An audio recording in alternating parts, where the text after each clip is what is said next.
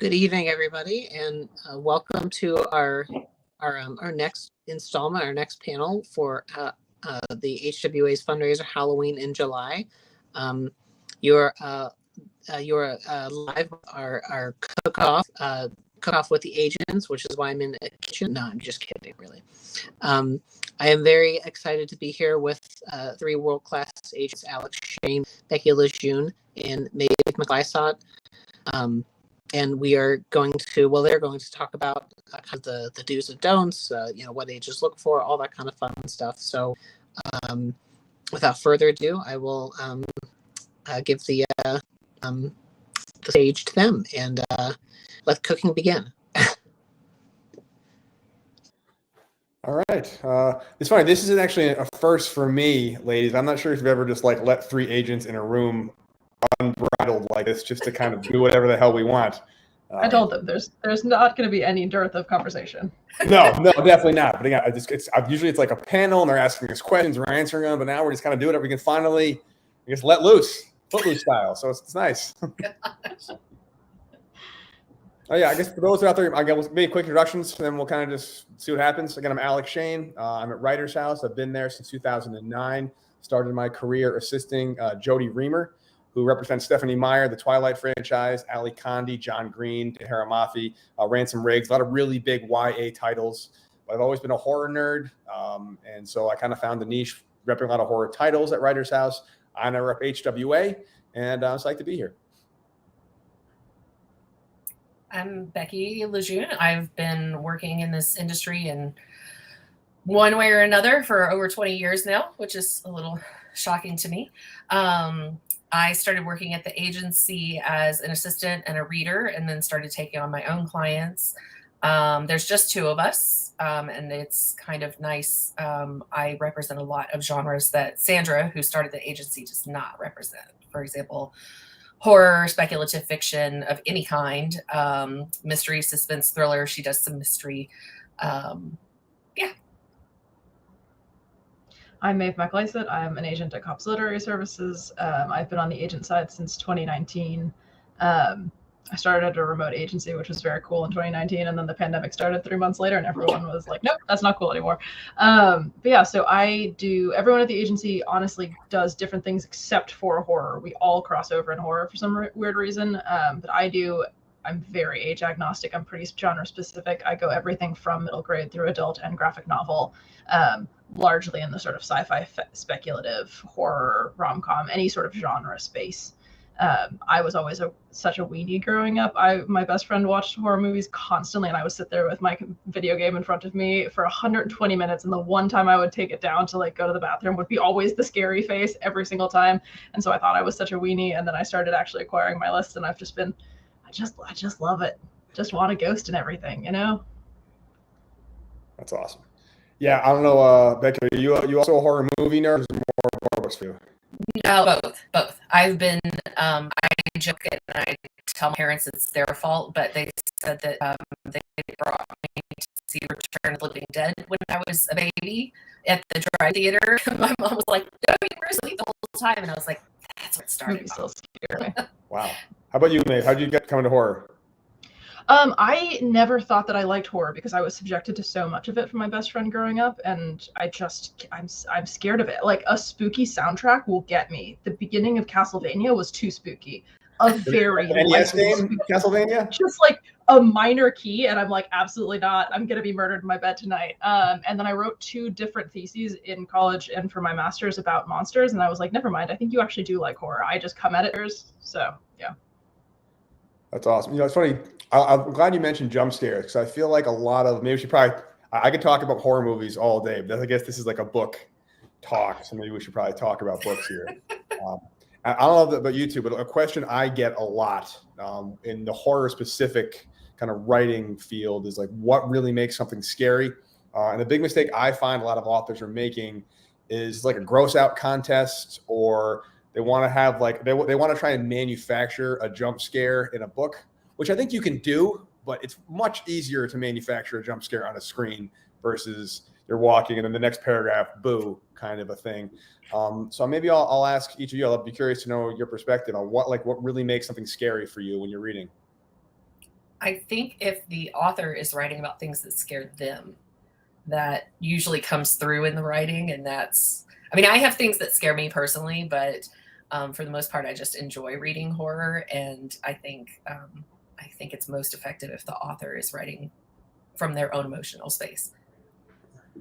I think I'm very similar in that jump scares are really easy to manufacture on screen because all you have to do is just a very quick cut. But the thing that you don't get on screen that you can do, and what makes books really sing in this space, is that you can get into that sort of really deep psychological stuff that doesn't happen on screen because there's nothing there, there's nothing happening. You're just sort of sitting there thinking about things or sort of reacting to your world. And so I think that the thing that has really drawn me to horror right now in particular is that we're getting a lot more stories being told by people who are not straight cis white men, because what scares straight cis white men is largely their mothers and women, but what scares everyone else is straight cis white men. And so I think that we're actually getting to, there's nothing that breaks the horror for me more than something will happen on screen and then there will be a jump scare 5 pages later and I'm like, the thing that scared me happened 5 pages ago and you thought that was normal, and that scares me more than the jump scare. So yeah, I think really, really deeply embodying your characters and understanding how they move through the world and why they would react to these things. It's actually been very interesting because I do a little bit of middle grade horror, and thinking about horror from a kid's perspective is so different because I was repping a book that was about these like 2 twins that are getting followed through the woods by their doppelgangers. And there was a point where I was reading it and there's like they're sunbathing somewhere and there's like 2 little feet, you can see them sticking out of the woods, so someone's watching them, and I was like full ass adult in the middle of my office in the middle of the day, like sweating. I was so scared and I was like, I don't think this is okay for kids. And then I realized that like that's not what scares children, because children are always surveilled. They should always be surveilled, and they get uncomfortable when they're not surveilled. And so the thing that was scary to them was the like parents being removed, the sister bond being removed, being alone at night. But just having people watching them was not fundamentally scary in a way that it is for an adult. So yeah, no, I think it's a really good point. I mean, it's so you have a question. Awesome. We'll get to that. I think it really, your point maybe about characters, I think really hits home. I think anytime there's somebody that you care about and something bad happens to them, that's just inherently terrifying, right? There's always these awful things happening like every 2 seconds in the world, and we can't keep up with like the tragedies that are happening in the world. But like your little brother's in the hospital, and that immediately takes precedent over all of it, even if he's just like as a precaution, and creating people we care about. It really, really does matter with the horror stuff. But I'm glad we can get the questions so we can ramble on that all day. What is your process for working with authors from submission to publication? How frequently do you communicate with authors during this process? I think everyone's pretty different, I imagine. I mean, every author I know is very different. And I'm not doing horror. I personally work with a fair number of veterans and military authors. And how I treat and talk to them are very different than, say, my literary fiction authors who are a little more finicky and precious. I enjoy veterans because I can be like, dude, this sucks. Go fix this immediately. And they're just like, yes, sir. And they go fix it. If I said that to some authors, I'd never hear from them again because they'd be on an island somewhere living in a tent. So I think it really, for me at least, depends on how the author best responds to me and my feedback. And my communication really varies author to author. Same. For the most part, I update all of my clients on where we are in the process, who's reading. I forward them emails from the editors as they come in, not out of office emails, but I haven't gotten to it yet, or definitely feedback emails. But that can be a little bit of a slow period. You get a bevy of responses at the beginning, and then you're just waiting for people to read. So it's just kind of whatever the individual author prefers. Some really don't want to hear from me until there's news, and some need a weekly check-in just to make sure everything is okay. So yeah, same. It's very much what we can control is a very small portion of what the whole publishing process is. And so when I have stuff to say, I will say it. And when I don't have stuff to say, which is most of the time, I don't particularly check in. I personally don't actually, Becky, send all the feedback just because I find it depressing. Like it really is. It's so depressing, and it often has nothing to do with the content of the author's writing. It's totally fit. It's totally timing. It's totally the list. Sometimes we'll just send things out and they'll say, actually, I've pivoted and I'm not doing that anymore, which is perfectly fine and has nothing to do with you. But I find that it can throw off a writer's schedule so much to just get random rejection in the middle of the day. So I personally try to save all of my rejections for batches of 2 or 3. So I can say, hey, now we're at X percentage of the list, or at X percentage of the list, nobody said anything revolutionary, or everyone said that they hated this character. Now we should actually do something about this. But yeah, it's totally up to author communication styles. I also have authors who are like, tell me everything the minute it comes in, or they're like, don't email me. I've been under a rock for the last 6 months. It's fine. Don't worry about it. I have one client, I should call him out by name because he's on a lot of podcasts and always calls me out by name. But he was about to interview for a job when I sent him a rejection. And I was like, why did you read it? Like, yeah. Yeah, and it's funny too, because I think we being on our side of it, no, there are certain like buzzwords and editors speak for like, no, this is a no flat out.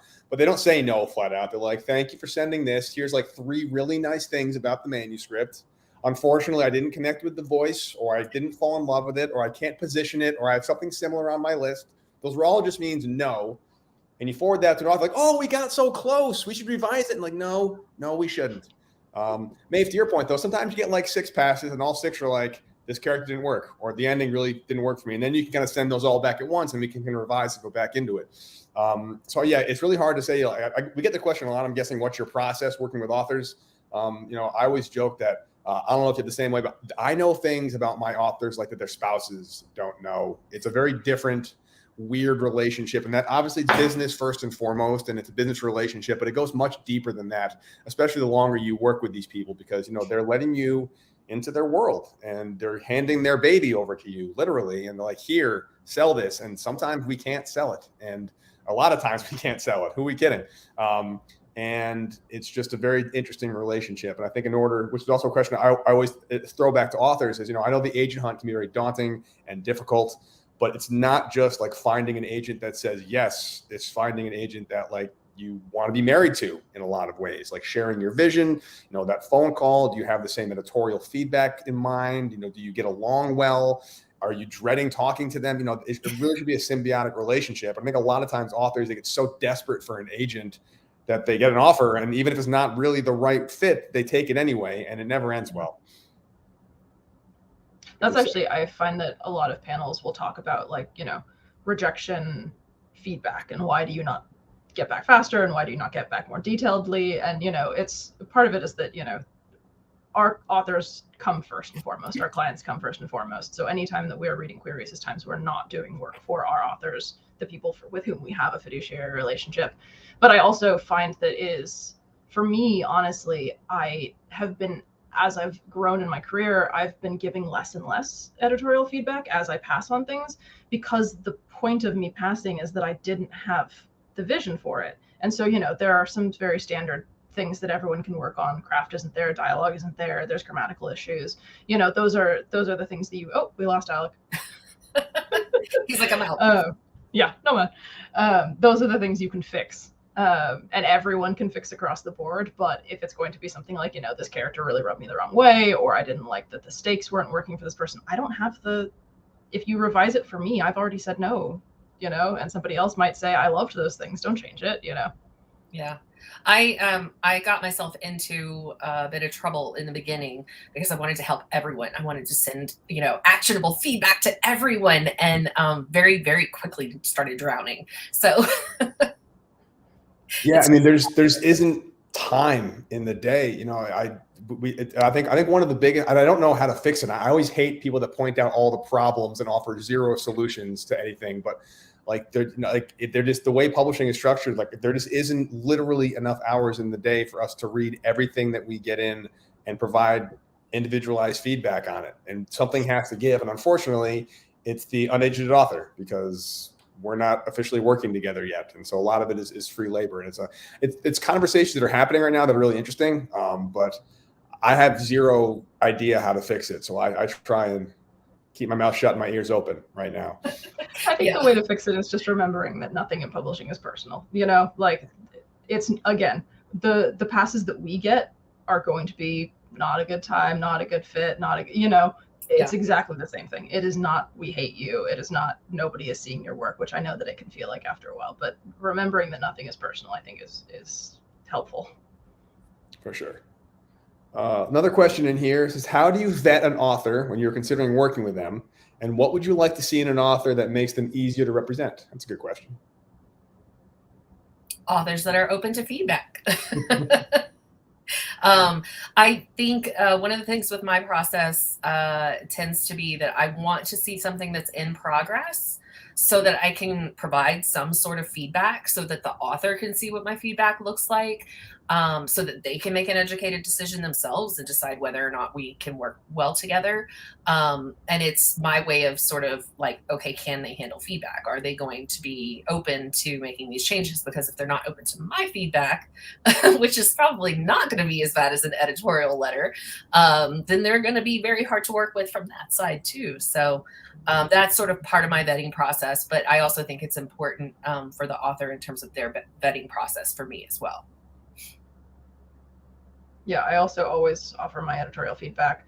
In terms of, I know this is the unpopular answer, but I do check people's Twitters. I do make sure you're not being a dickhole on the internet. Like, I think that's very important. Plenty of authors have been getting in trouble for, not being in a kind of mutual relationship with their readers. I come at this from old Tumblr days and like earlier than that fandom days. And so I'm a pretty hard line on being a responsible human being on the internet. So I will always check that. But yeah, I think editorial feedback is probably the biggest thing. And that actually, honestly, is why I don't particularly, agents also have to compete with each other when we go up against each other for beauty contests over the same author. And I never really begrudge anyone winning that because it means that my feedback and my vision wasn't the thing that, won it in the end. And, to like your point, we're going to lose a lot of projects. We're not going to sell a lot of projects. And so you need to trust that. I think my first project that I ever went to, second project that I ever went out on sub with, author was great. We had this, I made him do this massive revision. It was 190,000 words and we got it down to 150, which was still TMTH. But I read it 4 times and it still slapped, but I read it so many times and we did this huge edit and we sent it out, and it was his dream editor got back within 2 weeks to be like, oh, I hated all of the things you changed. And it was the most crushing feedback to get in the first thing with my first relationship. And I'm still working with that author because he trusts me. And I think that's very important, Yeah, it's tough when an author, and the author works so hard for you and they do everything you ask of them and they do it brilliantly. And you read it for the 5th, 6th time, because we all have to. And they've done it all, and you still can't get a yes. And I think a lot of authors think, oh, I have an agent. Publishing, here I come. Yeah. It's tough out there. I don't know. I don't have a percentage record, but I know we all have books that we absolutely love that we cannot sell for the life of us. And we're watching these crappy books hit the bestseller list, and we're like, what the hell is wrong with the world?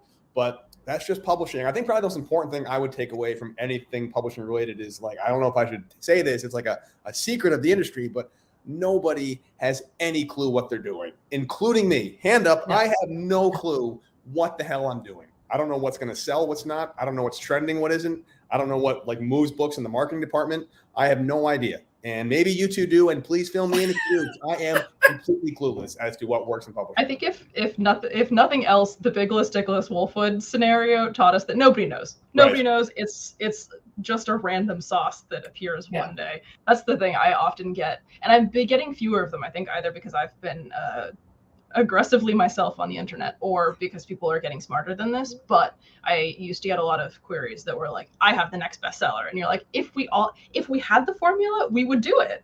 It would be great to not be working for free. If we had the formula, we would absolutely do it. But it is nothing. Publishing is so weird because stories are fundamentally so strange, and they touch different people in different ways. And what appeals. There's tons, actually. I was thinking about it the other day. I don't know if any of you have seen The Menu, the Anya Taylor-Joy movie. What a masterful, absolute whiff on marketing.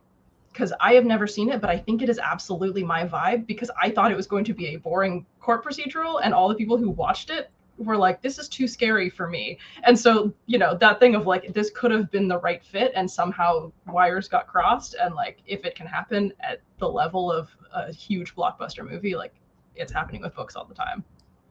I mean, we've all seen it. I've been going through a big, massive reshelving project at in my own house, and I've been unboxing books that I read years ago. And I was a bookseller, and I came across a book that I just absolutely loved. And I remember the marketing that the publisher put behind it, and I remember the display, and the book just bombed.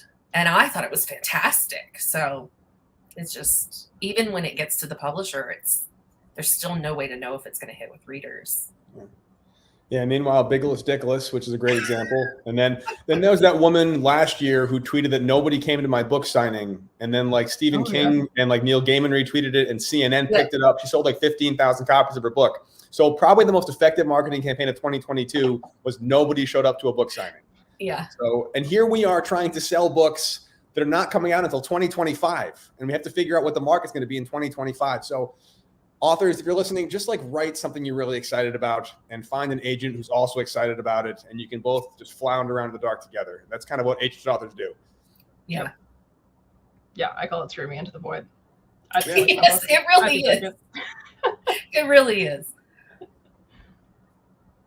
I feel like I don't want to dominate the conversation here. So someone else wants to, I don't want to be like that guy that just like takes over all the time. I'm not sure if anyone else, anything you want to talk about, but I mean, I feel like you're doing fine. You're kind of guiding it. Okay. All right. I just want to be like, as one of the opening points is like, everyone's terrified of cis straight white dudes. As the guy who's like out of central casting, as like the guy the girl's dating before she meets her love interest, I don't want to like be that guy. So I'm happy to keep going, but I'm checking that. All right. So I guess we should probably talk more horror. I guess we can probably do the intersection of craft and publishing and horror. I know horror's been kind of like hot for a while now. It's kind of had a revival. It was away from, but horror movies are big and people are really liking horror. I guess to be more specific, is there any particular you're either looking for in the horror genre, a horror novel you'd love to find, a horror plot you'd love to find, anything along those lines for aspiring author there if they can query you with them? Yeah, this is something that I have to stop telling middle grade people. I keep telling this to kidlit people and then their eyes glaze over and I'm like, never mind, I also like sparkles. I love barber surgeons. They're so fucked up. The history of our medical situation is like very interesting to me, and the fine line between like most of them were drunk and most of them also read a single book written by a Puritan who never actually touched a person. We're also all of our doctors and dentists is like wild times. Anyways, but yeah, I think that I'm getting very excited about the fact that we're getting a lot of like fully orchestrated horror. There's a lot, and there always has been a lot of that sort of like slow droning, if there's a soundtrack, it's a single tone repeated forever kind of horror, which is fine and fun. But I think that like the Jordan Peels of the world are like bringing very cool and very full horror. I really like horror that I think it was actually watching Us that I watched in a theater. And speaking of sort of characters that you fall in love with and care about, I also really like horror movie characters that you just can't stand. And the entire movie theater decided that the husband in Us was just the worst human being and just such a waste of space, despite the fact that he's very charming.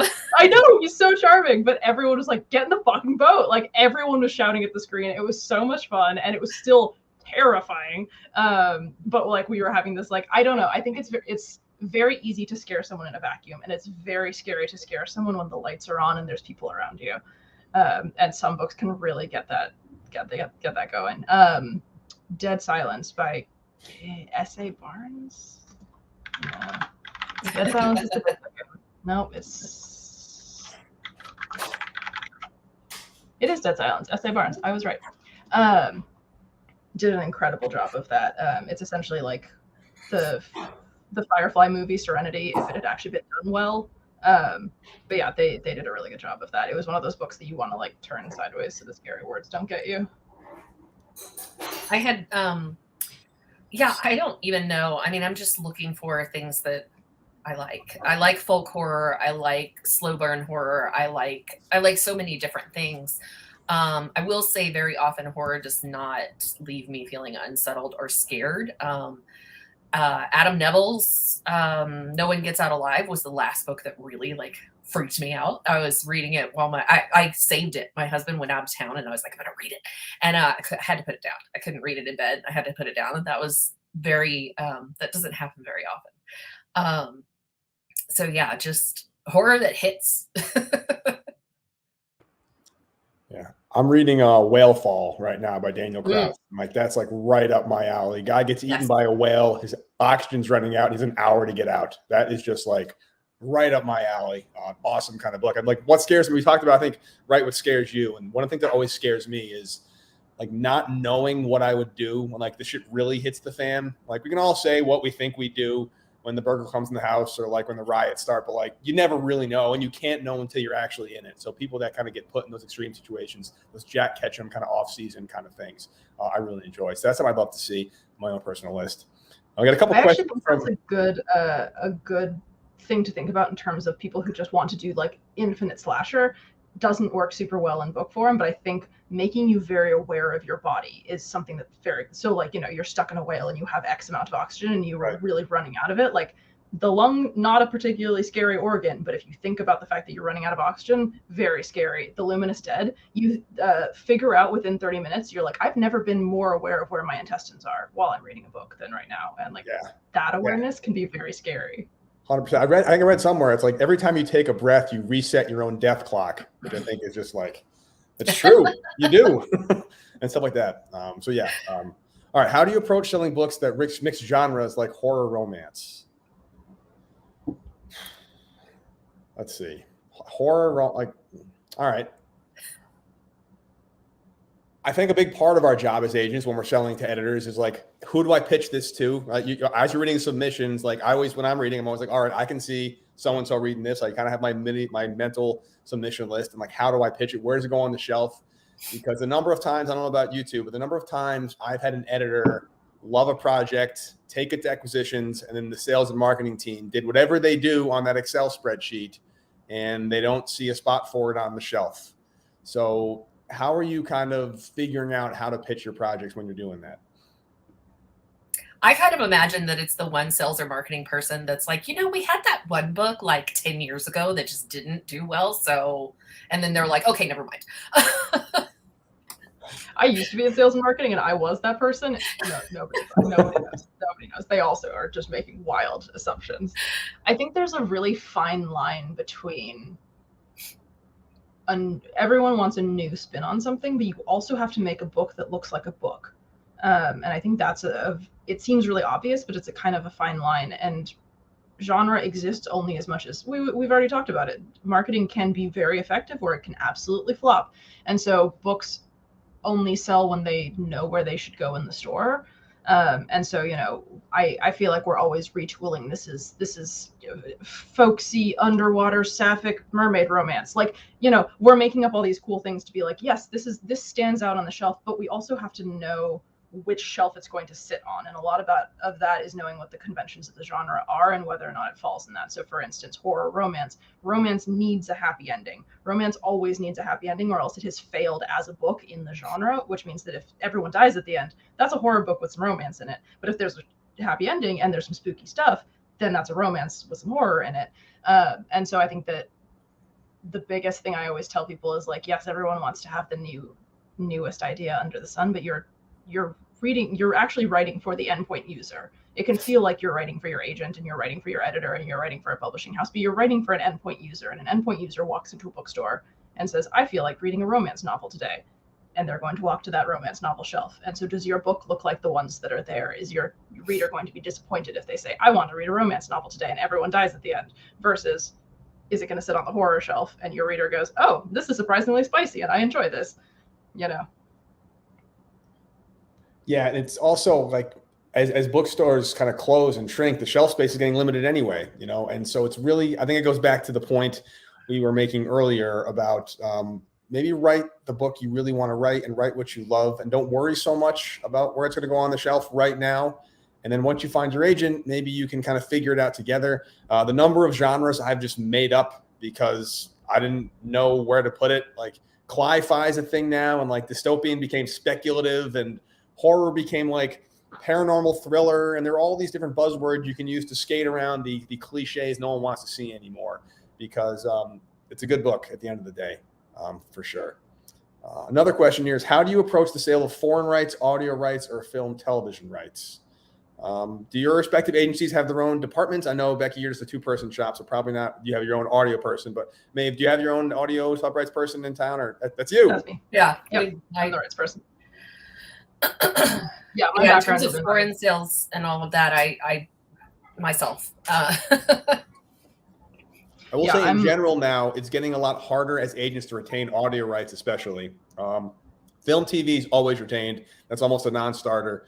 But foreign rights and audio rights, a lot of times, especially in the adult market, it's very hard to retain foreign rights because the publisher wants those. People are also, I think, also becoming more aggressive about acquiring world rights. And I think one of our jobs as an agent is to fight for rights when we would be exercising them better, and also to know when we should be letting them go to other people. I find a lot in graphic novel, I will let world rights go because they're having conversations and they're in rooms with very specialized people in a way that I am not. But if it's just it's straight up and down novel, I have those relationships. I don't necessarily, they have a list of 200 books. I have a list of 3, I'm going to put more time and energy into those.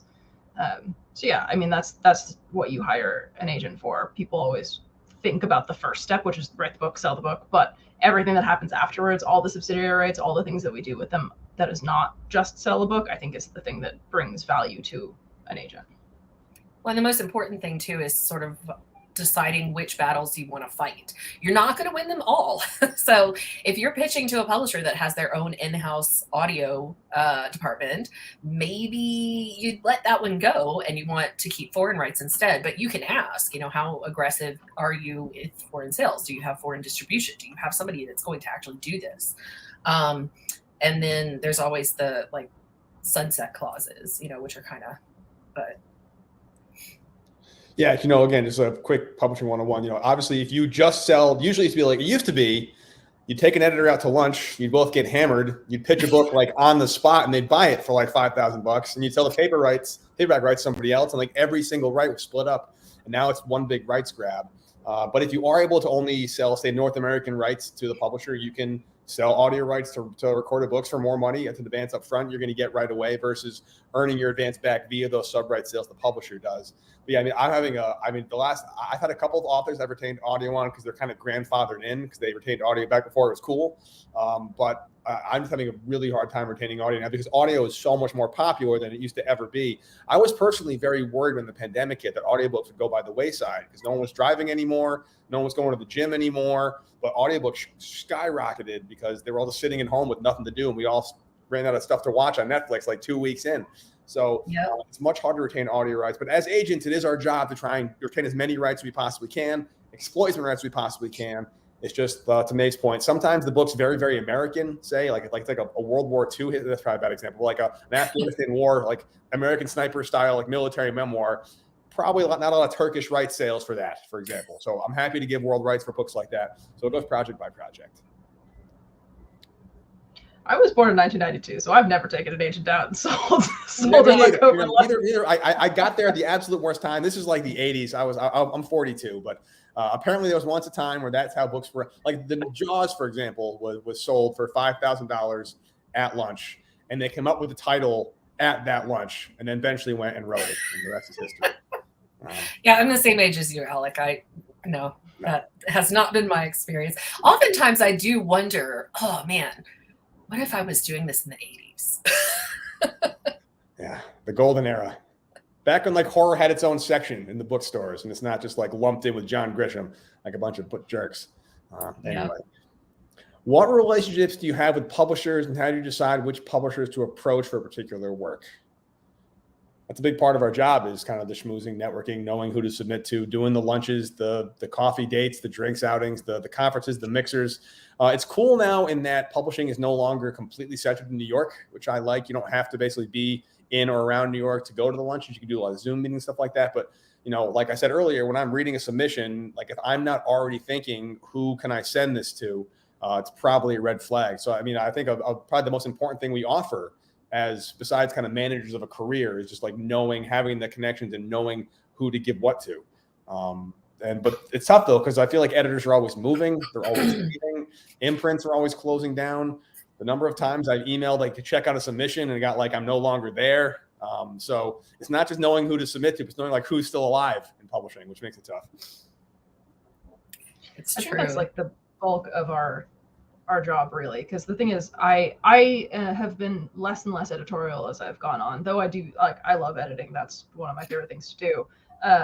But you can get a beta reader, you can get reading partners, you can get a freelance editor if you really want to. There's a lot of parts of the job that are replicable outside of me, and the relationships I have and the vision I have and the way that I pitch it to people and the stuff that I know about people and what they're looking for, that is specific to me, and that's what an agent brings to the table. And so that, I think, is one of the more important and non-replicable part of our jobs. No, it's true. Do you find, to that point, Maeve, like, I guess, is there, you say you're doing less editorial work, as am I. Like, the amount of work I did earlier in my career, you just had more time, right? You have less people emailing you. It's just kind of the way it works. But are you looking for basically, like, as it comes into your inbox, it's ready to be sent right back out? Or are you still planning a couple of rounds of revisions at this point before you I still plan on a couple of rounds of revisions, just because there's nothing that's ever going to be perfect. But I also find that I think it's kind of the opposite. It's not that I'm looking for things that are ready to go. I'm realizing what my value to things is, and so I always tell my authors that I would really like to see a project no more than 3 times at this point, because after 3 times, and I know that the authors have seen it more than 3 times and all of their readers have seen it more than 3 times, but after 3 times I lose the objectivity to be like, is this good or is this just better, or is this worse? Is it just different? I can't tell anymore. Versus the first time I read it through, I can say, okay, now, and not thinking about it from a craft perspective, thinking about it from a business perspective, this is where I had questions. These are where people are going to have questions. These are the things that look like other books, so you might want to consider changing them. These are the things that are very unique, so you should be pushing those to the front. And so after those 3 times, I kind of lose that objectivity, and I'm just like, I don't know, it's a book, man. Yeah, authors are always asking me, like, when do I know when my book is ready to send out? Because I'm revising it so many times. Well, how do I know if I'm done? I always say, to your point, Maeve, I'm always like, when you get to the point where you open it up and you go, I have to read this thing one more time. If I have to edit this thing, I am going to kill somebody. I think that's when you know it's ready, because you know it still has a couple rounds with your agent, then a couple more rounds with your editor, and then goes to copy editing, and it's still never going to be done. And you're going to get to your bookstore, you're going to pick it up, you're going to read a sentence, you're going to be like, crap, that's a horrible sentence. You're never officially done editing. But I think as agents, we have to be more editorial than ever, because it's got to be more or less perfect. I always say that, like, the agent has kind of become the editor, the author is now the agent, the editor is now the publicist, and the publicist is just like this revolving door of college graduates who get spit up by New York City and leave before they ever see one book through. So you really got to be on point from part of it. And this is a tough question here. How do you see the horror genre doing in terms of popularity, ability to sell books in the next 5 years? And how do you think the genre will evolve? It's a very good question, and I have absolutely no idea, because, as I've admitted, I don't know what I'm doing tonight, let alone 5 years from now. I hope publishing's still around in 5 years. I mean, who the hell knows? It will be. We always do. Doomsday. We always do. Yeah. I actually entered publishing when it was in like 2016, when everyone was having the big ebook kerfuffle, where like ebooks were going to replace books. Everything is going to go away. There's not going to be any publishing. Books as a and this is why I get my hackles rise every time anyone is like, we're disrupting the book industry. Books have largely not changed as a technology since we began printing them, because they are very inexpensive. They are a very good archival system. We can't read, and we still can't produce DVDs that were made 5 years ago. That's not a good archival system. We're reading books from the 1800s. Like, paper is great. And so I think people will always like stories, and people will always crave stories written by other human beings. And so I think we had a big kerfuffle about this, which is actually very interesting. So my girlfriend, when I first started working in publishing, was at the Penguin Random House contracts department, and there are contracts with moon rights in them, because they thought that was going to be the next thing, that people were going to move to the moon, and they were going to, oh no, now this is a new territory. So they were locking down those moon rights because they thought the moon was coming for the publishing industry. And then we thought the ebooks were going to come for it. We are obviously living in late stage capitalism, and we're seeing the value of artists diminished every day, but I don't think publishing is going away, because we love stories. It's just going to evolve. But I do think that, like, as much as trends are impossible to predict, because we are acquiring for books, like you said, in 2025, 2026, 27, we're working so far out, we can see the fact that, what's it called? Tor just started 2 imprints that are dedicated to horror and romance. That's a measurable dedication to the imprint and to horror as a genre. Do we see that from other publishers? I'm not sure. And if we do, then I think it's going to really like dig in and stay around.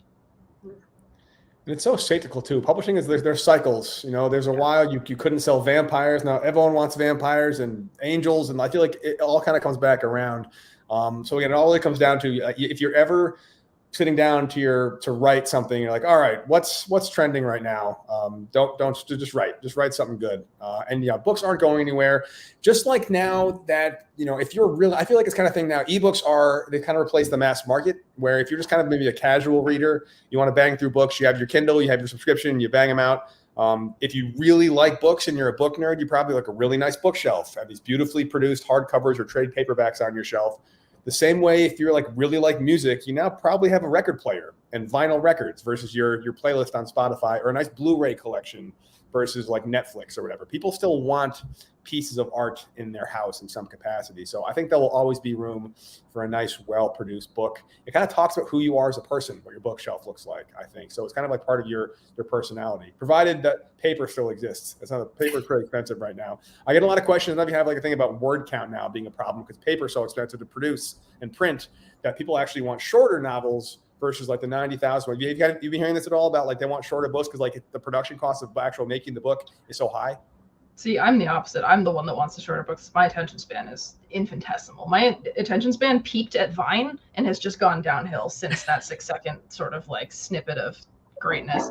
That's me. But I do think that is true. And I also think that it's interesting, actually. We're seeing the melding of a couple of different genres, and this is a format issue as we change, is we're starting to see people reading serialized online originally, which is very cool. And often this, again, back to sort of genre constraints and understandings, the word counts on those 100,000, 200,000, 300,000 to start, just a baseline. You can never get that through a publisher in the like traditional sense, because that's really expensive to produce, but sometimes they do it. The books that inspired the Untamed series are going to be like 10 books long, and they're doing all of them. So, sometimes it works. I still stand by, obviously I started out as a bookseller, and it aggravated me to no end, the decline of the indie bookstore, the rise of the big box, when the focus seemed to be more just like, we need warm bodies who can push buttons at a register. And to my mind, it's always been, books are inexpensive. Most people don't read voraciously like I do. If they buy what now is like a $35 hardcover, they're going to be spending a significant amount of time with it. You do get what you're paying for in terms of books. You can pay $13 and go see a 2-hour movie, or, well, depending on where you're going, $15. I don't know. $30 in the Bay Area, man. It's about the price of a book at this point. I usually go around lunchtime when it's cheaper. Yeah. So and I go to Alamo so I can have lunch with the movie. So. But anyway, if you have passionate booksellers, people who actually know the books and are recommending the books, I feel like it's not hard to get somebody to spend the money on a book, because, like I said, they're going to get a significant amount of time out of it. And then they have something they can go back to later. I do regret the drop in popularity of the mass market, because, to Shane's point, the ebook has become the mass market, which is great for accessibility reasons, but it does mean the late stage capitalism decline of value in IP, because that's a $5 book. It didn't cost you $5 to produce that concept. We should be hitting a price point that is accessible for the people who are going to be reading voraciously, but isn't dirt cheap. Yeah. Kind of above my pay grade how to figure out how the hell to do that, unfortunately. Yeah, and it's funny. Like, I like ebooks, and I think it's very powerful to be like, "Hey, Becky, check this book out." You'd be like, "All right," and you press a button, and you're reading it 30 seconds later. It's nice to have that, especially with, to Maeve, to your point, the attention span of the world is shrinking ever so rapidly by the day. To ask somebody to put their phone down, stop streaming, stop swiping left or swiping right, and spend $80 to buy 6 books that are comprised of series. can be a big ask, because that's like 40 hours of reading you have to do. So in order to make them really kind of meaningful and powerful, it makes it very hard, and it's on the author and on the creator, unfortunately, to produce something that the world wants to read. But they always will. You authors always will. It'll never stop, and that's why we're here. Another question here: can you explain the typical terms of your agency agreement, including commission rates, duration, and other key details? That's a great question. Commission rates 15%. If anything less than that, anything more than that, huge red flag. Is industry standard. Every agent takes 15%. If you ever have to pay an agent anything, get out of there. That is also a scam. There's no reading fees, no submission fees. There's nothing like that. I don't know about your agreement, but usually my agreement is for the duration of the author's career. We sign them for the first book, but it's assumed that we go on forever. It's very easy for either side to terminate. You just do it in writing with 30 days. Sometimes it's a scenario where we represent any kind of sub rights for a book after it's been published, post termination for an X amount of time. I don't think some clients have a book by book contract. I think it's agency by agency, but I think those are the ends. And I think I missed the basics of agency. Only thing 15% flat, 20% for domestic on anything that has a co-agent, just because there's another person who's splitting it. So usually that gets split between the agencies 10-10. But yeah, those prices are very standard. If the agent is a member of the AALA, the American Association of Literary Agents, they are bound by the canon of ethics to not charge fees. If at any point you have paid them for editorial work or for reading their thing, they have to refund you before they send your book out on sub. It can't be a term of sale, which has actually happened because some of the agents at my agency work editorially, and they've had projects that they're like, actually this is shaping up well, and they have had to refund their clients before they can take them on as agents. So yeah, those are definitely big red flags. I will occasionally do project by project, just because I do a lot of graphic novelists who are paired projects, and so they're not both my clients. It is like this project that is my project. But yeah, pretty standard. I want people to be with me because they want to be with me, not because they're screwed out of being anywhere else. Yeah. Yep. Nonfiction times a little different. If it's like a celebrity memoir, like this person has one book in them and that's all they're going to write, which you see sometimes for some novelists, some books. But like, I'd like to think most agents sign authors as like a one-time thing, and you're together until you decide it's not working anymore. But again, as an author, make sure you read these contracts. If there's any, have a lawyer look at them. They're not set in stone.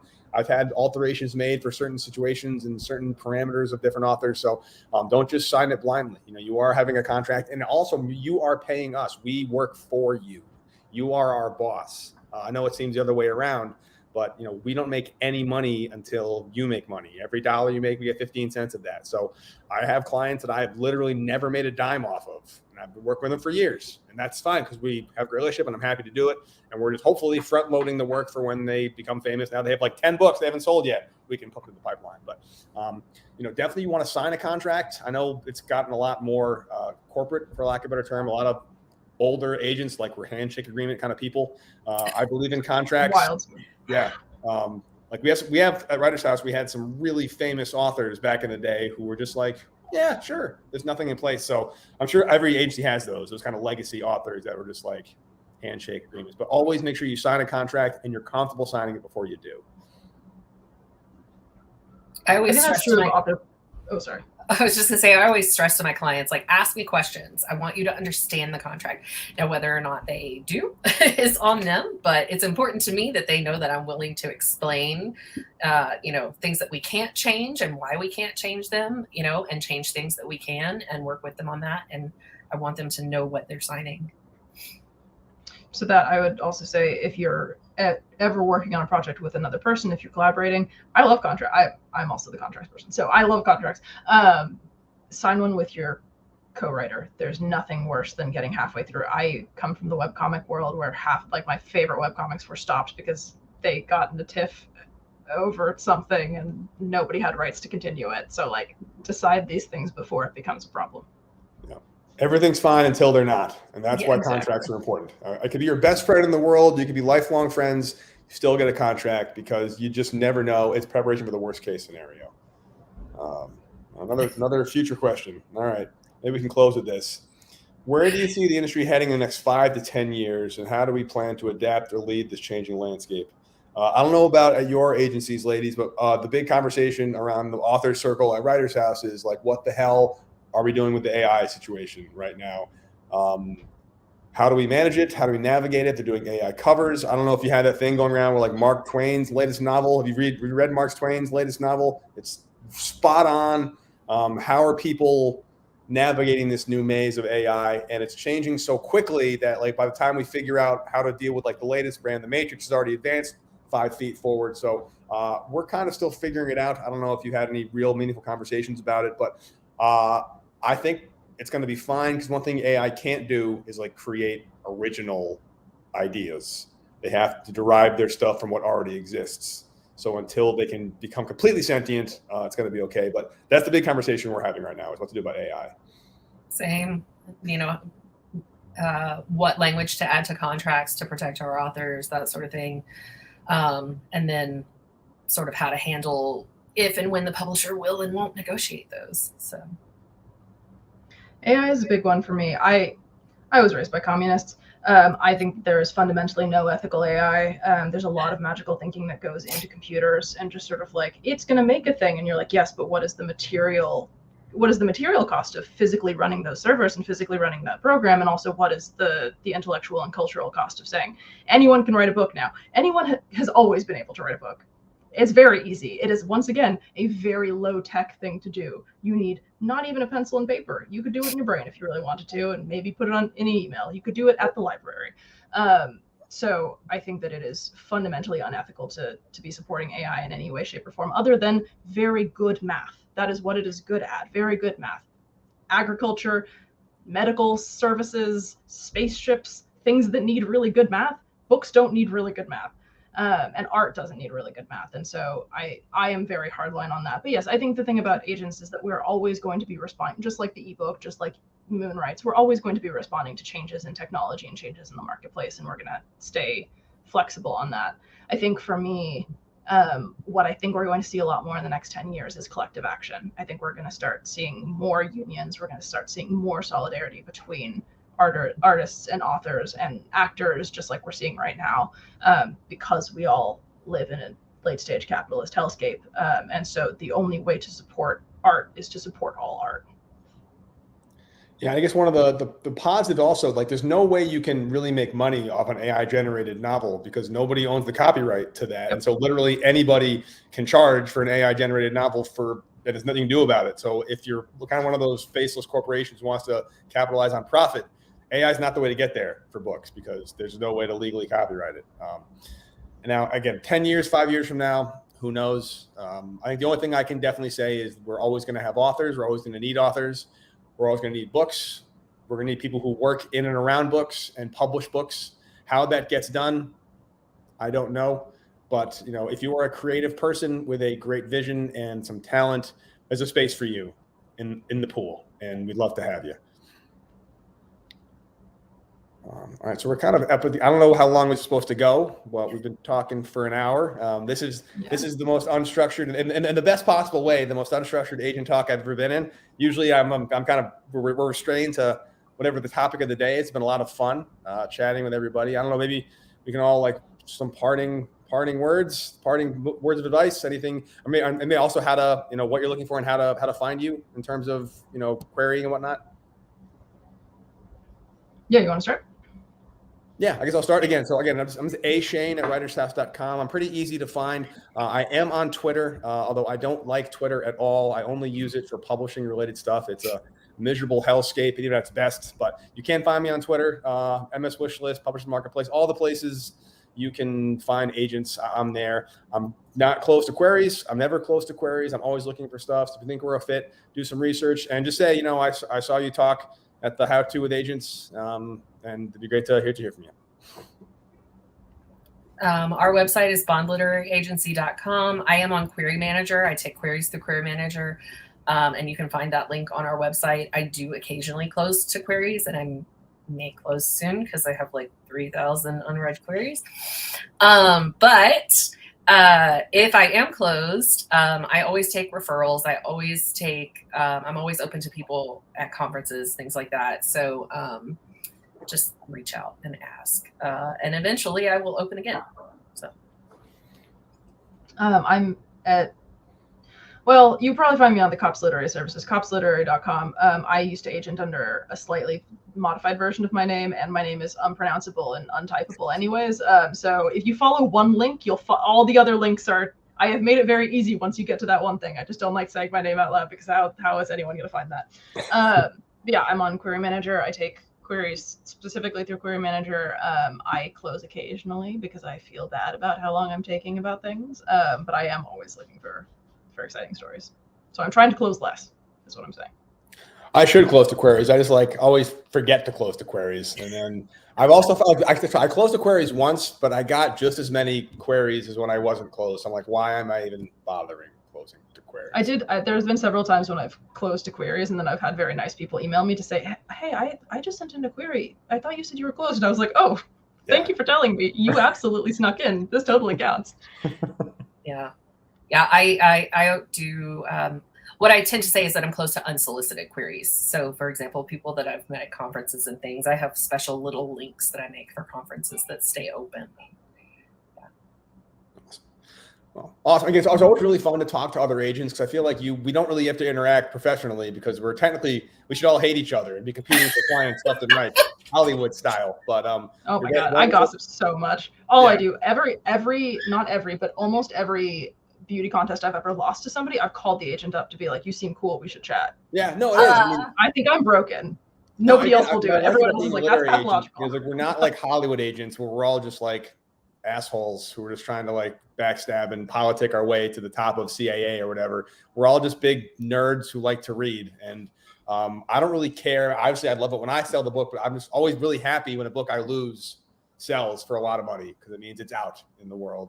It's always really fun to talk to agents and commiserate on the state of the world and have some fun with it and realize that there's also a lot of hope out there and a lot of really exciting stuff coming for everybody. Yeah, absolutely. Well, Becky, Maeve, thank you so much for chatting with us. This is awesome. Thank you. HWA folks, thanks for organizing this. And for those who are here, thanks for joining in. I guess we'll close out.